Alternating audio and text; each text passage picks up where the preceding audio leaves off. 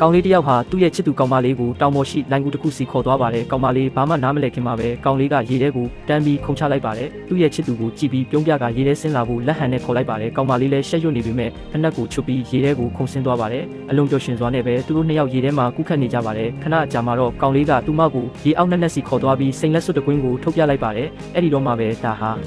သူမရဲ့ချစ်သူပြင်ဆင်ထားတဲ့ရိုမန်တဆန်နဲ့လက်ထပ်ခွင့်တောင်းတဲ့အစီအစဉ်မှန်းကောင်မလေးသိလိုက်ရပါတယ်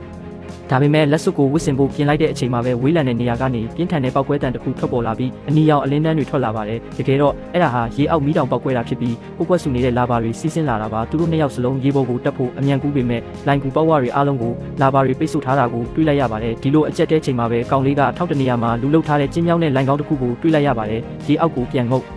ပြီးလိုင်ကောင်းတဲ့ကိုအစွမ်းကုန်တိုးဝင်ခဲ့ကြပါတယ်ဒါပေမဲ့ခဏအကြာမှာပဲကောင်မလေးရဲ့ခွန်အားတွေကုန်ခန်းလာပါတယ်ကောင်လေးလည်းချက်ချင်းလှည့်ပြီးကောင်မလေးကိုပွေ့ချီကအမြန်ဆုံးကူးခတ်သွားပါတယ်အဲ့ဒီအချိန်မှာကောင်မလေးဟာသတိလစ်မတက်ဖြစ်နေပါပြီကောင်လေးလည်းအရန်ကိုစိုးရိမ်နေပါတယ်ကြိုးစားပန်းစားရုန်းကန်ပြီးတဲ့နောက်မှာတော့လိုင်ကောင်းအထွက်ပေါက်ကိုရှာတွေ့သွားပါတယ်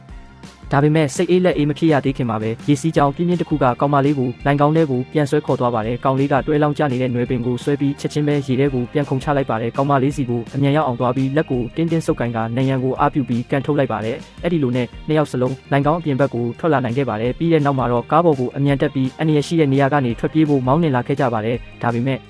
အဲ့ဒီအချိန်မှာပဲကေဘယ်ကားတစ်စီးလမ်းချော်ပြီးသူတို့ကားစီကိုအရှိန်ပြင်းပြင်းနဲ့လိမ့်ဆင်းလာပါတယ်ကန်ကောင်းစွာနဲ့ပဲကောင်လေးကအရှိန်ပြင်းဆုံး brake အုပ်လိုက်နိုင်တဲ့အတွက်ကားနဲ့ကေဘယ်ကားမတိုက်မိပဲတေဘေးကနေတစ်ခါထပ်ပြီးလွတ်မြောက်ခဲ့ပြန်ပါတယ်ဒါပေမဲ့သူတို့ကေဘယ်ကားမှန်ကိုရိုက်ခွဲလိုက်တဲ့အချိန်မှာတော့အဲ့ဒီထဲမှာလူ၃ယောက်ပိတ်မိနေတာကိုသူတို့လုံးဝမမျှော်လင့်ထားခဲ့ပါဘူး